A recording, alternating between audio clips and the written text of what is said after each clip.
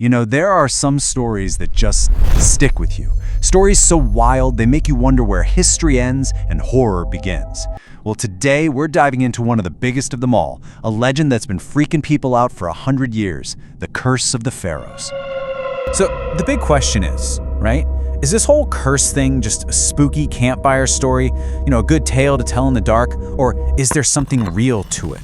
A genuine, chilling truth buried deep in an Egyptian tomb? All right, let's get into it and see if we can figure this out.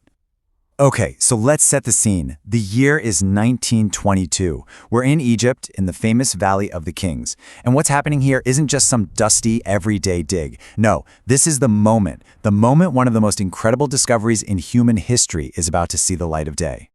So, you've got this British archaeologist, Howard Carter, and this guy, after years and years of searching, finally hits the jackpot. He finds it, the lost tomb of the boy Pharaoh Tutankhamun. And get this, it was basically untouched, just sitting there, sealed up and silent for more than 3,000 years. Imagine opening that door. It was just packed with gold, incredible jewels, artifacts, just mind-blowing stuff. But here's where things get spooky. Amidst all that incredible treasure, there was a warning. Rumors started flying around about inscriptions found inside the tomb. Things like this one here. This is what really kicked off the whole terrifying story. It was a clear message: stay out or else. And it didn't take long for those whispers to turn into screams. Right after they broke the seals on that tomb, a whole bunch of really weird, really unsettling things started to happen. It was like a chain reaction of bad luck, or something worse. So the first domino to fall, that was Lord Carnarvon. This was the guy with the money, the man who paid for the whole expedition. And just a few months, literally a few months, after stepping inside that tomb, he's dead. Officially, it was from an infected mosquito bite, but it got bad fast. Way too fast. And that's just the start of the weirdness. The story goes that on the exact night Carnarvon died, all the lights in Cairo just went out, total blackout. And at the very same moment, all the way back in England, his favorite dog supposedly howled and just dropped dead. After that, other people who worked on the dig started dying from strange illnesses or in weird accidents. And of course, the newspapers went absolutely crazy with this, splashing King Tut's curse across headlines all over the world. Okay, so that's a lot of spooky stuff, right? But for every ghost story, there's someone trying to find a rational explanation. So now let's flip the coin and look at what science has to say, at the arguments that try to pull the plug on this whole curse idea. So really, you've got two teams here. In one corner, you have Team Curse. We're talking a vengeful ghost, a supernatural warning, and a string of unexplainable accidents. And in the other corner, you have Team Science, arguing for things like ancient bacteria, a crazy media frenzy, and just plain old bad luck. All right, let's talk about the main scientific argument: ancient pathogens. Think about it.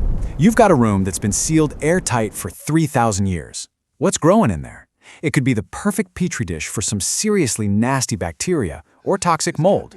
So the theory is, when they cracked that seal, the first people to breathe in that stale, ancient air got a lungful of something their bodies had never seen before and couldn't fight. That actually sounds pretty plausible, right? But it also creates a giant hole in the theory. If there was some deadly ancient mold or a curse that zapped anyone who entered, what about the guy who went in first, the leader of the whole thing? Yeah, 16 years. Howard Carter, the man who literally broke the seal and took the first breath of that 3,000-year-old air, lived for another 16 years. He was exposed more than anyone, and he died of old age. That right there is probably the single biggest piece of evidence against a real, all-powerful curse. So if the main guy, Carter, was totally fine, why are we still talking about this? Why does this legend refuse to die? What is it about the curse of King Tut that still captures our imagination a century later?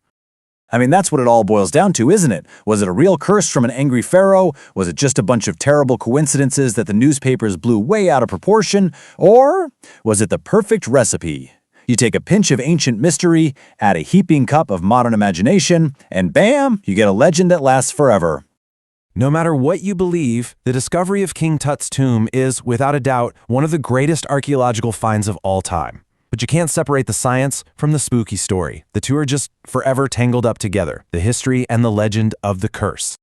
It really just leaves you with this one kind of chilling thought, doesn't it? Maybe the ancient Egyptians knew exactly what they were doing. Maybe they were trying to tell us that some mysteries are better left unsolved, and that some doors, once you open them, should have just been left shut.